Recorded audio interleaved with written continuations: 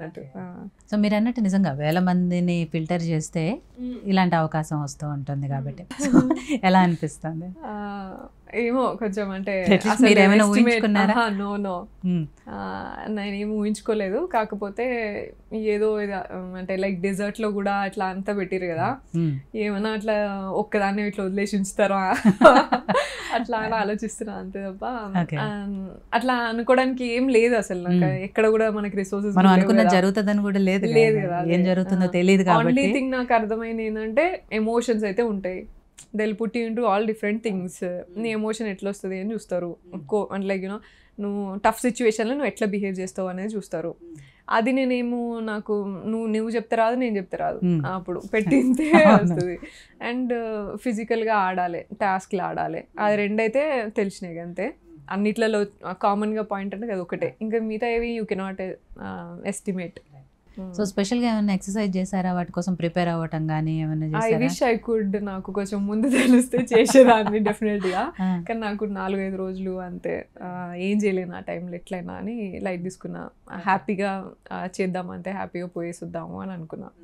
Because like task అంటే సరే okay, అంత పువర్ కూడా కాదు నేను, ఫిజికల్ స్ట్రెంత్ ఉన్నది కొంచెం, నేను చేయగలుగుతా స్పోర్ట్స్ ఆడినా చిన్నప్పుడు. కానీ ఎప్పుడు ఊరికని కింద పడతా ఉంటా, అది ఒకటే భయం నాకు. ఊరికని ఇక్కడ అక్కడ స్టిచెస్ పడతా ఉంటాయి, అట్లా అదొకటే అంతే. సో చాలా జాగ్రత్తగా చూసుకుంటా, ఛాలెంజింగ్ ఉన్నది, చూసుకుంటూ ఆడాలి అంతే. సో ఫిజికల్గా అంటే టాస్కులతో పాటు బ్రెయిన్ టాస్కులు కూడా ఉంటాయి అందులో చాలా వరకు. అఫ్ కోర్స్ వాటిని మనం ఎలా డీల్ చేయగలుగుతాము ఏంటి అనేది ఉంటుంది. యా, రిపోకషన్స్ వస్తాయని ఆ భయం నాకు ఎప్పటి నుంచో ఉన్నది. అది నాకు రిస్క్ అనేది అలవాటు అయిపోయింది ఇక.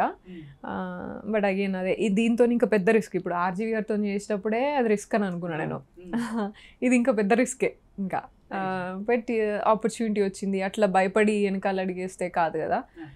Let me face that and చూస్తా ఎంతవరకు అయితే. మీకు అసలు అడ్వెంచరస్ ఇష్టం కూడా, అది ఇందాక అంటుండే కదా సినిమాలు చేస్తుంది ఇట్లా అని అనుకున్నారు. ఇప్పుడు బిగ్ బాస్ అనగానే మళ్ళీ షాక్, ఇది ఏందిరా బాబు మళ్ళీ ఇటు పోతుంది.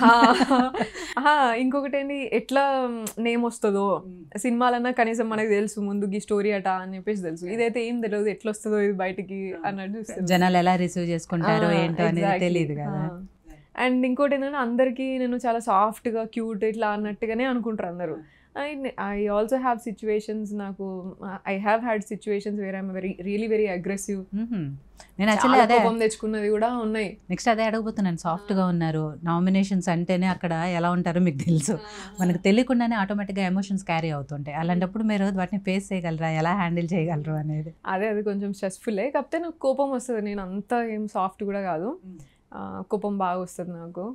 వచ్చినప్పుడు మాత్రం అసలు చాలా పీకుతుంది అది. అంటే సోనియా బయట ఎలా ఉంటారో అలానే ఉండబోతున్నారా హౌస్లో, లేకపోతే ఒక మాస్క్ వేసుకొని జనాల ఓట్స్ కోసము యాక్ట్ చేయబోతున్నారా, ఎలా ఉండబోతున్నారు? నెవర్ నేను అట్లా ప్లానింగ్ అంతా చేయను. అట్లా చేయాలంటే యాక్టింగ్ చేసుకుంటా కదా, నాకు సినిమాలు వచ్చిన వాటిలోనే యాక్టింగ్ చేసుకోవచ్చు కదా. బిగ్ బాస్ అనే అంత మంచి షోకే ఎందుకు వెళ్ళాలి యాక్టింగ్ చేసి? అండ్ అది 100 రోజులు ఎట్లా చేస్తాను నేను, గంట సేపు చేయండి బాబు అంటేనే కొంచెం అది క్యారీ చేస్తాం, కష్టం అనిపిస్తుంది. 100 రోజులు చేయాలంటే అది ఇంకా కష్టం. ఇంకోటి ఓటింగ్ కోసం యాక్టింగ్ చేసేసి my face is very transparent. నేను ఇట్లా మామూలుగా నవ్వినా తెలిసిపోతుంది అవుతుందిరా తెలుస్తుంది. So my face is my mind అన్నట్టు. సో నాకు అది రాను కూడా రాదు, మామూలుగా కూడా అట్లా రాదు. సో ఓటింగ్ అనేది మనం యాక్టింగ్ చేస్తూ వస్తుంది అనేది నేను నమ్మను. ఇప్పటివరకు మన విన్నర్స్ని చూసినా కూడా చాలా వరకు కూడా వాళ్ళు ఎట్లుంటే అట్లా ఉంటేనే యాక్సెప్ట్ చేసిర్రు జనాలు. So that's what I understood. చాలామంది చాలా రకాలుగా చెప్తారు, ఎట్లనైతేనే ఉంటారు షోలా, లేకపోతే ఇట్లయితేనే అట్లయితేనే అని చాలా కండిషన్స్ ఏదో మాట్లాడుతుంటారు. కానీ నేను చూసినంత వరకు అయితే ఎంత నువ్వు జెన్యున్గా ఉన్నావో అదే వచ్చింది. ఇప్పుడు రేవంత్ గారు ఉన్నారు, ఆయన కూడా జెన్యున్గానే ఉన్నాడు కదా. కోపం వస్తే కోపంగా ఉన్నాడు, ఇష్టం ఉంటే ఇష్టంగా ఉన్నాడు. ఇప్పుడు పల్లవి ప్రశాంత్ గారు ఉన్నారు, ఆయనకు అసలు ఎంత డిపెండెంట్ ఉన్నాడు శివాజీ గారి మీద కానీ డిపెండెంట్ ఉన్నాడు. కానీ అది కూడా జనాలు యాక్సెప్ట్ చేసారు, ఎందుకంటే ఆయనకేం తెలియదు మరి పాపం, తెలియనప్పుడు ఇంకొకటి మీద హెల్ప్ తీసుకొని నడిపించిండు ప్రోగ్రామ్. సో మనం ఎలా ఉంటున్నామో బయట అలానే ఉంటే జనాలు యాక్సెప్ట్ చేస్తారు. నువ్వు తెలిసిపోతుంది అది, అంత పిచ్చోళ్ళు ఏం లేరు జనాలు. ఇప్పుడు మనకన్నా ఎట్లా మనం ఏదో అనుకుంటాం కానీ అందరూ ఈ రోజులలో తెలివిగానే ఉన్నారు.